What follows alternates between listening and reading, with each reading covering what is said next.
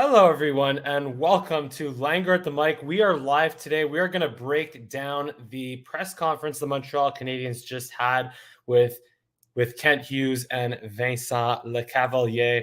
We're going to be talking about what just my biggest takeaways from that press conference and what it means regarding the draft, regarding trading picks, regarding Jeff Petry, Carey Price, coaching changes, assistant coaching changes, of course.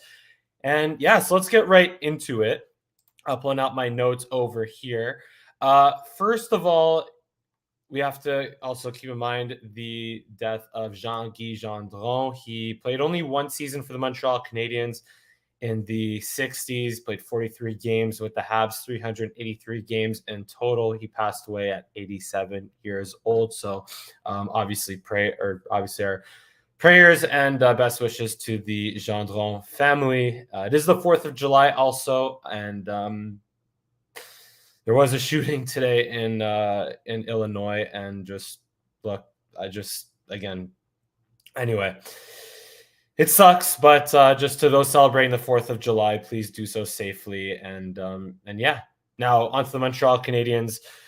First topic is with the first overall pick in terms of who they're going to take. Jeff Hughes mentioned that they've made no decision yet, even though it is July 4th, Monday, and the draft is July 7th on Thursday. Kent Hughes mentioned they're still doing their homework and we'll have a little bit more direction by tonight, but ultimately it sounds like they're going to take all the time they can to get this pick right. No pun intended, or maybe intended. And it sounds like it's not just about Shane Wright versus Juraj Slafkovsky. It sounds like Logan Cooley is still very much in the mix. Of course, the young center with the U.S. national development team. And a little interesting tidbit here is that Vincent Lecavalier spoke to Shane Wright on the phone, I think he said last night, talked about his game, talked about the pressure of being the first overall pick. And what it sounded like, what Lecavalier mentioned from their conversation, is that Shane Wright sounds like he has very high standards and reacted very well. He seems like he's handling the pressure very well of every day. You know, will you go first overall? Will you not go first overall? He sounds like Lecavalier said that Wright sounds like he's handling the pressure very well. And Lecavalier ultimately mentioned that while being the first overall pick was important to him when Lecavalier was drafted first overall back in the early 2000s, he mentioned that even though it's important, it's still the bottom line. It's still a matter of doing what you got to do to work hard and ultimately make the NHL as soon as possible and be the player that you're expected to be. That's the ultimate goal, not to be drafted first overall, but it's to be a productive NHL player. So essentially, Lecavalier said his advice to Shane Wright would be to enjoy the day of being drafted first overall, but then get right to work, assuming obviously Shane Wright is drafted first overall. And now Hughes also mentioned, he spoke briefly about the COVID year in the OHL and how the OHL was the league that was most affected by COVID compared to the WHL and the QMJHL, who got more games in despite the COVID delays of the last couple of years. He mentioned that it's not, it's obviously not the same, not just Shane Wright that was affected by it. It was everyone in the OHL that was affected by the COVID year. And it's more about evaluating the type of player that Shane Wright or Juraj Slafkovsky or Logan Cooley or anyone that they draft for that matter. It's about evaluating what they will become and not just about them being the best 18-year-old next season. And that is very important. And I think that is where the Montreal Canadiens have failed in the past with Alex Galchenyuk and Jesperi Kotkaniemi. They're so desperate about forcing them into a situation where they could become the best 18-year-olds in the NHL, but they didn't really think about allowing them to become the best 22 to 25 to 30-year-olds long-term in the NHL. And another thing that Lecavalier mentioned is that Tampa did a phenomenal job, or he really appreciated the job that Tampa did in terms of not putting too much pressure on him as an 18-year-old rookie just having been drafted first overall. They started him off as a third line center. They allowed him to live with his mistakes or not be overly penalized, I guess, for his mistakes that he made. And I think that the Canadians are really well set up to have the same situation for Shane Wright or Logan Cooley in terms of the center position. And Juraj Slafkovsky, of course, would be, if he's the pick, then he would be able to play with Suzuki, Caulfield, possibly Dvorak, possibly Josh Anderson. So he would be really well set up as well. I think I'm just thinking about this now. Who would have more pressure? Would it be Shane Wright or Juraj Slafkovsky if they're taken first overall, or Logan Cooley, of course? I think Logan Cooley might have the least pressure because he's already committed to the University of Minnesota, and he might have a similar Owen Power situation like last year, where Owen Power went to Michigan and then joined the Buffalo Sabres once the college season had ended, joined them in late March, early April, whatever it was, or April. Yeah. So same thing. I think with Logan Cooley would have the least amount of pressure. Shane Wright would have a lot of pressure because he'd be expected to be that top generational center. But if Slafkovsky's taken, I think he would have the most pressure because the Habs would be passing on Shane Wright. So Slafkovsky would now have to absolutely prove that he was the right choice over Shane Wright if he is taken. So I think that Slafkovsky would have the most pressure. But again, with Shane Wright now, I think this is what's most important, is that Christian Dvorak and Nick Suzuki allow Shane Wright to play in situations where he would be most effective. He wouldn't have to take the huge defensive responsibilities right now. He wouldn't have to play on the penalty kill all the time. He would be able to play on the power play. He wouldn't have to take important matchups just yet. So I think that Christian Dvorak and Nick Suzuki, their presence on the Montreal Canadiens roster, really allow for Shane Wright to develop into or take a lot of pressure off of Shane Wright early on in his time with the Montreal Canadiens if he is drafted. In terms of drafting and developing overall, just Ken Hughes mentioned the fact that they have to be patient with prospects, and that is obviously important. Again, just looking at how players project. And here's one of my favorite quotes that Kent Hughes said in this press conference is that Brad Marchand talk about how Brad Marchand was obviously a late pick of the Bruins, was a factor on their run to the Cup final in 2011, but not as a top player. Like he wasn't Milan Lucic, he wasn't David Krejci or Patrice Bergeron. He was more of like a middle six role player. Brad Marchand was when the Bruins won that cup, but now he's a 90-point player consistently in the NHL because he is, quote, the best player at getting better.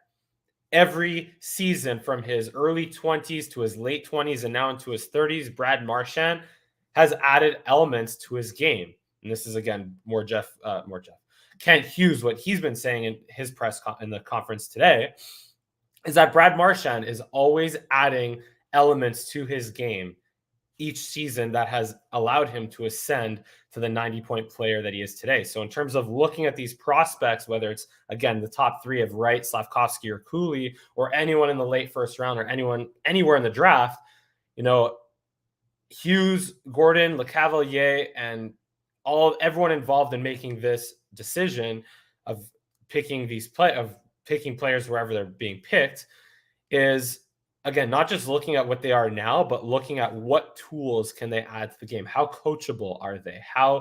What skills do they possess, but maybe don't execute as well right now, but could execute with more coaching and development? And I think, again, just that Brad Marchand quote was honestly my favorite quote of the entire press conference.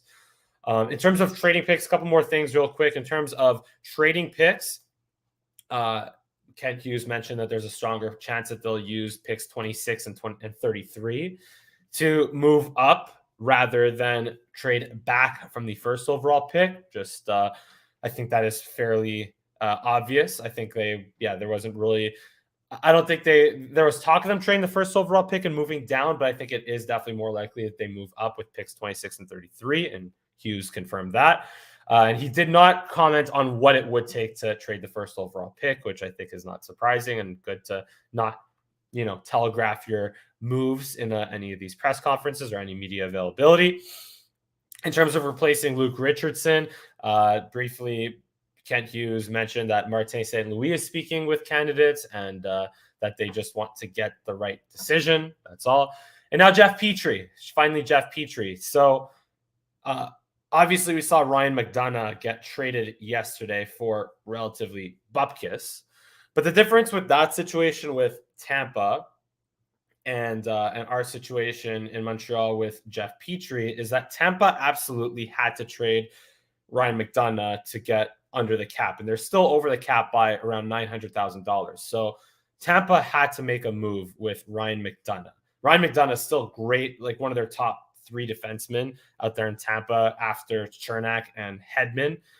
So McDonough is still going to be a great player in Nashville. It's just his contract, little rich for what Tampa could handle. Plus they have Cal Foote that can maybe not take his minutes. Like, you won't be able to step in and be as good as Ryan McDonough right now, but he is expected, Cal Foote is, to play McDonough's role of a top 3 defenseman in the near future. And that's why they want him to take his spot at a cheaper contract. And that's why they want to move McDonough so that they could get under the cap. So all this to say is that whichever team was getting McDonough had more leverage than Tampa had. Whereas with Jeff Petry, the only reason why the Montreal Canadiens would want to trade Jeff Petry right now is, as I mentioned in the previous video, and as Kent Hughes mentioned, is to accommodate him and to accommodate his family, to do him a favor. But if there isn't a move out there that would allow the Canadiens to get a return as to what they should get for Jeff Petry, their number 1 defenseman who's playing top minutes and is one of their veteran leaders on this team, the Canadiens can't get an appropriate return for him, well, they'll be happy to keep him. And Kent Hughes made it sound like Jeff Petry would be okay staying here. Again, with Jeff Petry, it's more so his family. It's more so his wife. It sounds like it's more so getting his extended family across the border with vaccine issues. But thankfully, without COVID being as much of an issue, that could not be as much of an issue, possibly, where his family could end up being happy here. Maybe his family will be able to, like I'm talking again, extended relatives will be able to come in and visit and take care of his kids, obviously, when Petry isn't always around as a professional hockey player. So at the end of the day, if there isn't a trade out there that helps the Montreal Canadiens, then Kent Hughes and Jeff Gordon could possibly just be happy with keeping Jeff Petry and having him be their number 1 defenseman again next season, and allowing for Caden Gooley, Jordan Harris, Justin Barron to not play above what they're expected to play, or not play, I guess, not be in roles that are greater than what they can handle at this point in their early careers. And finally, Carey Price, not much of an update other than he did not get a second procedure operation done. He had the injections, the minor procedure from a couple of weeks or months ago at this point, but no second operation just yet. So what this means to me is that the Montreal Canadiens have to go into this offseason assuming that Carey Price will not be available going in for. Yeah, he will not be available as their number 1 goaltender. I think that we all kind of know that, but they have to plan accordingly. They have to, whether they think Allen and Caden Primo or Samuel Montembeault, if they're happy with going into next season with that duo, I don't think they should be, but if that's what they think they should do, then so be it. Or, I mean, Kent Hughes mentioned at a press conference at the end of the season a couple of weeks ago, or a couple of months ago at this point, that they do not have a capable number 1 goaltender in the organization right now. So ultimately, they got to shop for one this offseason, whether it's in free agency, whether it's by trade, whether it's by restricted free agency. So anyway, I'm not going to hit too much more at that, but they basically have to plan and assume that Carey Price won't be available next year to be their number 1 goaltender. And if Carey Price is available to play a increased role next season, well, then that will be a bonus to them. Quite simple. So That's pretty much it for the media availability. What were your takeaways? Leave, if you listened to the press conference, what were your takeaways? Leave a comment in the comment section, of course. I also do have more content coming up tonight. I'm going to be talking about the draft, talking more about Slavkovsky versus Shane Wright versus Logan Cooley. And I also think I want to do a separate video, perhaps a live video, where I just simply read your comments, because again, I've enjoyed reading your comments and your engagement and all that. So I want to I responded to a bunch of them last week, but just obviously had just was relaxing over the July 1st weekend. So but I want to make a separate video of just, maybe before the draft, of just reading all of my favorite comments of yours. And yeah, so keep commenting away, and perhaps you'll be featured in a future video. But yeah, that's all for today. As usual, thank you so much for watching this video. Hit like, hit subscribe, follow me on Twitter and Instagram at Mike Langer for both. And thank you so much for watching. We'll see you again next time. Go Habs, go.